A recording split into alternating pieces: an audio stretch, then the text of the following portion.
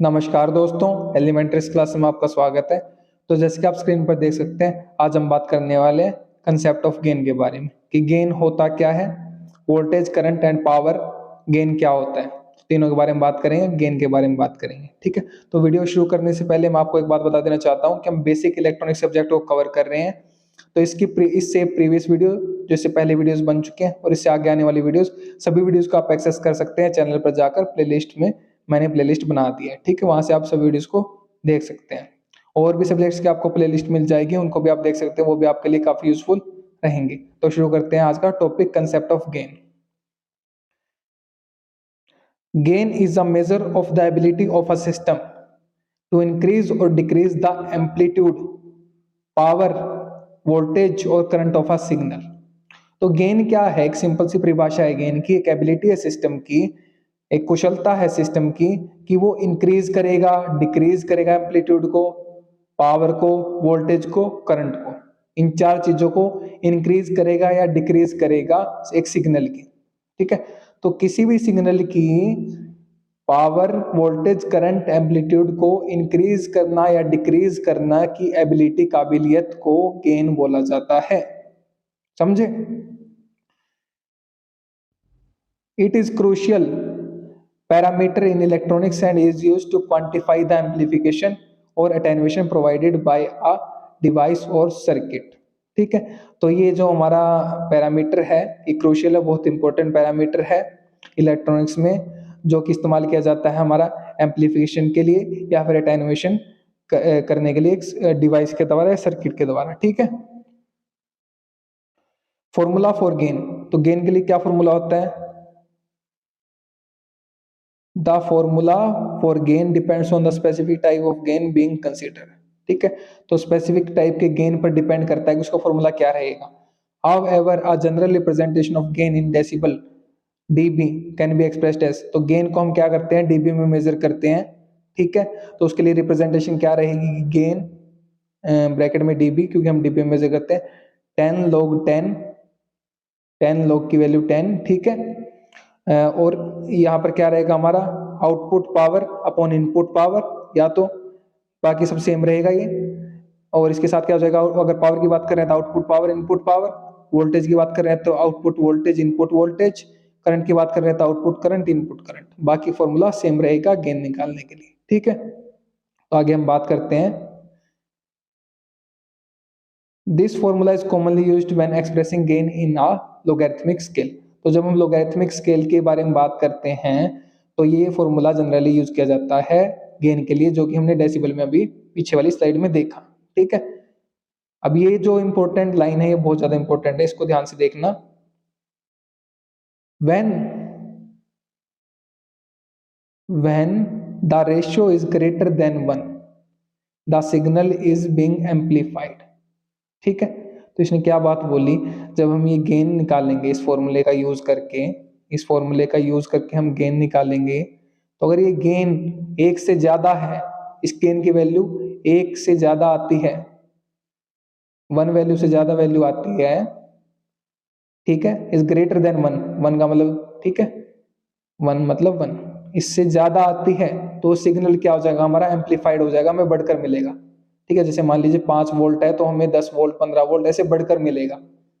Okay, लेकिन अगर when it is less than 1, लेकिन अगर ये 1 से कम है, the signal is being attenuated. And अगर ये 1 से कम है, मान लीजिए -1 है, -2 है, इस तरीके से अगर ये वैल्यू है हमारी, माइनस में वैल्यू है, तो हमें क्या सिग्नल क्या मिलेगा? अटेनुएटेड, घटकर मिलेगा। ठीक है, तो मान लीजिए से 5 वोल्ट था तो हमें 2 वोल्ट मिलेगा, 1 वोल्ट मिलेगा, इस तरीके से घटकर मिलेगा। एक एग्जांपल दे रहा हूं मैं आपको ये। ठीक है, when it is 0 dB, अगर उसकी वैल्यू होती है 0 dB, means no change in signal. ठीक है, अगर उसकी वैल्यू 0 dB आ जाती है तो उसका क्या मतलब है? अगर वो 0 के स्केल पर है, मान लीजिए हमारा ये है एक ग्राफ सा है, ये 0 है, ये 1 2 1 2, ये -1 -2। अगर 1 से ऊपर है, 1 या 1 से ऊपर है हमारा, तो हमारा क्या रहेगा? एम्प्लीफिकेशन रहेगा। अगर माइनस में हमारा तो अटेनुएशन रहेगा। और अगर 0 पे वैल्यू आ जाती है हमारी तो क्या रहेगा? No change in signal, signal में कोई चेंज नहीं रहेगा, एज इट इज सिग्नल रहेगा। मान लीजिए 5 वोल्ट था तो वो 5 वोल्ट ही रहेगा आउटपुट में भी, ठीक है। तो ये कुछ इस तरीके से हमारा कंसेप्ट है। अब टाइप्स ऑफ गेन की बात करें अगर हम, तो गेन कितने प्रकार के होते हैं? 3 प्रकार के मेनली, जो हमने स्लाइड में शुरू में देखा भी, वोल्टेज, करंट और पावर, तीनों की हम बात करने वाले हैं। तो सबसे पहले बात करते हैं वोल्टेज गेन के बारे में। अब वोल्टेज गेन को हम कैसे रिप्रेजेंट करते हैं? गेन को हम ए से रिप्रेजेंट करते हैं। ए हमारा क्या होता है? गेन के लिए रिप्रेजेंट होता है। और इसके नीचे सबस्क्रिप्ट में हम क्या लगा देते हैं? अगर वोल्टेज है तो वी, ठीक है। तो ए वी से हम डिनोट करेंगे वोल्टेज गेन को। Voltage gain A V is measure of how much an amplifier increases और decreases the input voltage to produce a corresponding output voltage. तो जो ए वी वोल्टेज गेन हमें measure क्या है, क्या मापता है कि कितना, हाउ मच एक एम्पलीफायर जो है, एम्पलीफायर क्या करता है? सिग्नल को बढ़ा के देता है, इंक्रीज करेगा या डिक्रीज करेगा the input voltage to produce a corresponding output voltage. Input voltage जो कितना इंक्रीज करेगा या डिक्रीज करेगा टू एक जो कहते हैं हमारी आउटपुट प्रोड्यूस करने के लिए, ठीक है। It is crucial parameter in amplifiers and other electronic devices where the goal is to amplify a signal for various amplification. तो ये क्रूशियल, बहुत ही इंपॉर्टेंट पैरामीटर है जब भी हम बात करेंगे सिग्नल को एम्पलीफाई करने की, ठीक है। फॉर्मूला क्या रहेगा हमारे गेन के लिए? A V equals to V out upon V in, मतलब आउटपुट वोल्टेज अपॉन में इनपुट वोल्टेज। ये हमारा गेन के लिए फॉर्मूला रहेगा, ठीक है। अब इसको एग्जांपल से देख लेते हैं एक बार हम। तो अब हम एग्जांपल की मदद से इसको समझेंगे। तो देखते हैं, consider operational amplifier with an input voltage V in of 2 volt and output voltage V out of 20 volt.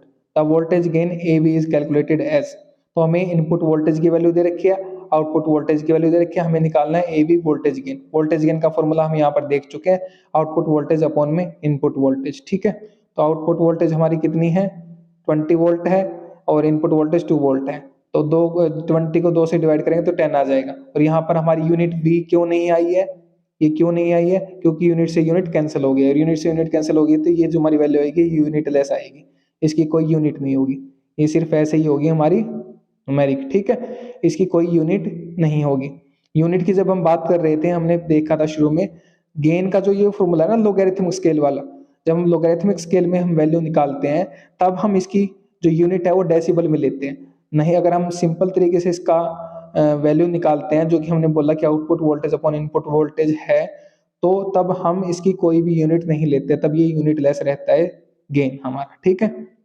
तो इसका क्या मतलब है? This means the voltage is amplified by factor of 10। तो 10 के फैक्टर से वोल्टेज एम्पलीफाई हो गई है। अब मान लीजिए हम अगर हमें आउटपुट वोल्टेज निकालना है, वी आउट निकालना है, तो वी आउट का फॉर्मूला क्या बन जाएगा? यहाँ से वी आउट का फॉर्मूला क्या बन जाएगा?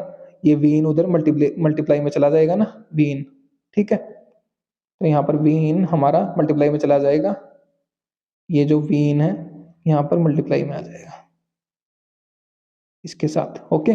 तो अगर मैं वी इन की वैल्यू ले लेता हूँ, मेरे को वी आउट निकालना है, और वी इन की वैल्यू हमें दो थी पहले, अब हमने 4 ले ली, 4 वोल्ट। और ये फैक्ट हमें गेन का पता चली गया कि गेन की वैल्यू हमारी कितनी है, तो 4 को हम 10 से मल्टीप्लाई करेंगे तो हमारी वैल्यू कितनी आ जाएगी? 40 वोल्ट। तो जो हमारा आउटपुट बढ़ा वो कितना? 10 के फैक्टर से बढ़ा।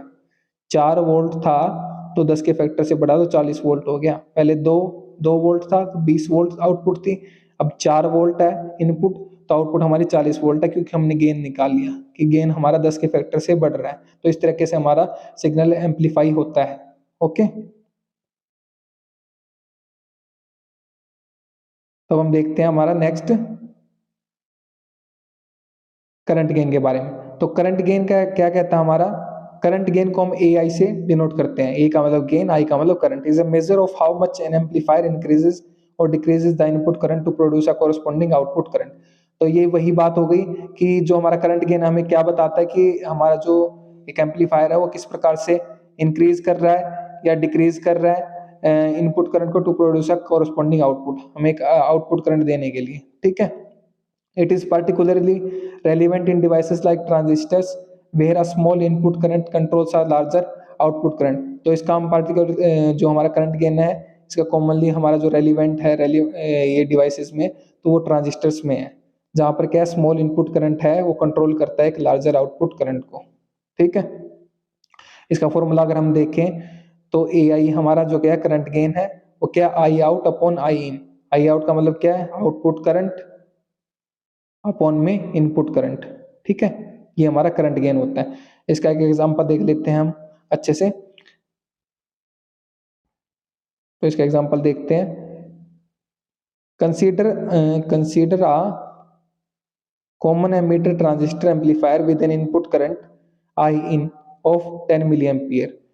ठीक है, अभी के लिए ये सब छोड़ दीजिए कि कॉमन एमीटर ट्रांजिस्टर क्या होता है और बाकी चीजें क्या होती है। हमें सिर्फ ये देखना है कि हमें एक एग्जांपल दे रखा है कि इनपुट करंट हमारा आई इन 10 मिली एम्पियर है, आउटपुट करंट हमारा 100 मिली एम्पियर है, तो करंट गेन हमारा ए आई कैसे कैलकुलेट होगा। ठीक है, तो हमने फॉर्मूला देखा था ए आई का, जो कि हमारा I out output current upon input current था। तो आउटपुट करंट 100 मिली एम्पियर है, इनपुट करंट 10 मिली एम्पियर। तो जब दोनों कैंसिल हो जाएंगे तो हमें क्या मिल जाएगा, 10 मिल जाएगी। यूनिट से यूनिट कैंसिल हो जाएगी और यूनिटलेस वैल्यू हमें मिल जाएगी 10। दिस मीन्स क्या, इसका क्या मतलब है, this means the current is amplified by a factor of 10। Current हमारा 10 के फैक्टर से एम्पलीफाई हो रहा है। जैसे हमने वोल्टेज में बात करी थी, तो अगर हम इनपुट करंट को चेंज कर देते हैं 10 से 20 मिली एम्पियर कर देते हैं, तो 20 को हम मल्टीप्लाई कर देंगे 10 से, तो हमारा क्या आ जाएगा 200 हमारा मिली एम्पियर आउटपुट करंट आ जाएगा। ठीक है, यहाँ पर कितना था 100। अगर 10 मिली एम्पियर इनपुट करंट था तो 100 मिली एम्पियर आउटपुट करंट था। यहीं पर अगर हमने इसको 20 बढ़ा दिया और 10 के फैक्टर से मल्टीप्लाई कर दिया, जो हमारा गेन निकला था, तो 200 मिली एम्पियर हमारा करंट हो जाएगा। तो हम साफ दिख रहा है कि हमारा जो करंट है वो एम्पलीफिकेशन उसका हो रहा है। ठीक है, तो अब हम देखते हैं नेक्स्ट स्लाइड में पावर गेन के बारे में। पावर गेन को हम किससे डिनोट करते हैं, एपी से।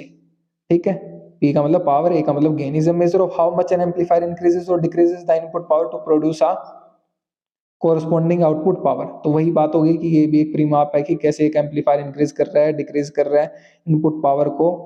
ठीक है, to produce a corresponding output power it takes into account both the change in voltage and the change in current. तो अगर हम फॉर्मूले की बात करें पावर गेन के, तो वो क्या होता है, आउटपुट पावर अपॉन में इनपुट पावर। ठीक है, सिंपल सा फॉर्मूला, कोई दिक्कत वाली बात नहीं है। एग्जांपल देख लेते हैं। Consider a power amplifier with an input power P in of 1 vote and in output power P out of 100 vote. तो आउटपुट पावर हमें 100 वोट दे रखी है, इनपुट पावर हमें 1 वोट दे रखी है। पावर गेन को हम कैसे कैलकुलेट करेंगे देखते हैं। तो एपी हमारा जो पावर गेन है वो क्या है, P out output power upon में इनपुट पावर। ठीक है, output power upon input, output power क्या है 100 वोट, इनपुट पावर क्या है 1 वोट। तो डिवाइड करेंगे तो क्या आ जाएगा 100 आ जाएगी, यूनिट से यूनिट कैंसिल हो जाएगी, यूनिट लेस वैल्यू हमें मिल जाएगी। इसका क्या मतलब है, this means the power is amplified by factor of 10। अब मान लीजिए यहीं पर हमने 1 वोट की जगह 2 वोट ले लिया, तो को हम 100 से मल्टीप्लाई करेंगे तो हमारा क्या आ गया 200 वोट आ गया। ठीक है, तो मान लीजिए हमने 1 वोट की जगह 2 वोट पावर ली, तो हमारा जो एम्पलीफिकेशन फैक्टर हमें दिख गया 100 है, तो 100 से हम सीधा मल्टीप्लाई कर देंगे उसको, तो हमें 200 वोट मिल जाएगा। तो हमें साफ दिख रहा है कि हमारा जो पावर सिग्नल है वो हमें बढ़कर मिल रहा है। तो हमारा सिग्नल जो है एम्पलीफाई होके मिल रहा है। ठीक है, तो हमने बात करी कहते हैं वोल्टेज गेन के बारे में, करंट गेन के बारे में और पावर गेन के बारे में। ठीक है, तो हमने जैसे शुरू में बात करी थी कि जो हमारा अगर जो पावर गेन की जो वैल्यू आती है हमारी लेस देन 1 आती है, तो सिग्नल इज बीइंग अटेन्यूएटेड। तो वो सिग्नल क्या हो जाएगा, अटेन्यूएट हो जाएगा। तो जब हमने बात करी यहाँ पर डेफिनेशंस में कि how much an amplifier increase और डिक्रीज, तो अगर गेन की वैल्यू कम आती है, लेस देन 1 आती है, अभी तो हमने जो तीनों भी एग्जांपल देखे उनमें क्या सबकी गेन की वैल्यू हमें में 1 से ज़्यादा ही मिली है। ठीक है, गेन की वैल्यू हमने तीनों में ज़्यादा मिली है। लेकिन अगर वो गेन की वैल्यू हमें कम मिलती है, 1 से कम मिलती है, तो हमें क्या हो जाएगा, जो हमारा सिग्नल होगा वो डिक्रीज हो जाएगा, तो वो अटेन्यूएट हो जाएगा। तो वहाँ पर कहते हैं एम्पलीफायर की तरह काम नहीं करेगा, वो अटेन्यूएटर की तरह काम करेगा। ठीक है, ये तीनों में ही लागू होता है, तीनों ही डेफिनेशन में ऐसे ही था। अगर वो डिक्रीज होता है, तो डिक्रीज होने का मतलब क्या है, हाउ मच कहते हैं एम्पलीफायर इंक्रीज और डिक्रीज। डिक्रीज का कोई मतलब यही है कि जो हमारा फिर जो सिग्नल वो क्या करेगा, वो अटेन्यूएट करेगा। ओके, तो तीनों में यही काम है। लेकिन यहाँ पर हमारा क्या है, सब वन जो हमारे गेन की वैल्यू आ रही थी, यहाँ पर भी देखिए 10 आई थी, यहाँ पर भी 10 आई, यहाँ पर हमारी कितनी 10 10। ठीक है, और यहाँ पर भी हमारी कितनी आई, यहाँ पर 100 आई। तो जो हमारी वैल्यू है वो 1 से ज़्यादा ही रही है तो हमारा सिग्नल एम्पलीफाइड हुआ है, लेकिन 1 से अगर कम रहेगी तो हमारा सिग्नल क्या हो जाएगा, अटेन्यूएट हो जाएगा, घट जाएगा। ठीक है, 1 से ऊपर रहेगी तो वो एम्पलीफाई ही रहेगा हमारा। ठीक है, तो उम्मीद करता हूँ आपको तीनों कंसेप्ट समझ में आ गए होंगे। कंसेप्ट ऑफ गेन समझ में आ गया होगा कि पावर गेन, वोल्टेज गेन क्या होता है, करंट गेन क्या होता है और पावर गेन क्या होता है। तो पढ़िए और पढ़ाइए, अपने दोस्तों से शेयर कीजिए वीडियो को ताकि उनकी भी हेल्प हो सके। अगर आप शेयर कर रहे हैं तो आप उनको पढ़ा रहे हैं, मैं नहीं पढ़ा रहा, आप उनकी हेल्प कर रहे हैं, मैं नहीं कर रहा। अगर आप चैनल पर नए हैं तो चैनल को सब्सक्राइब कर दीजिए, वीडियो को लाइक कर दीजिए और एक अच्छा सा प्यारा सा कमेंट कर दीजिए। और अगर आपको इसके नोट्स चाहिए तो वीडियो के नीचे डिस्क्रिप्शन में आपको लिंक मिल जाएगा, वहाँ से आप नोट्स को एक्सेस कर सकते हैं। मेरे साथ वीडियो में अंत तक बने रहने के लिए धन्यवाद। Thank you so much again.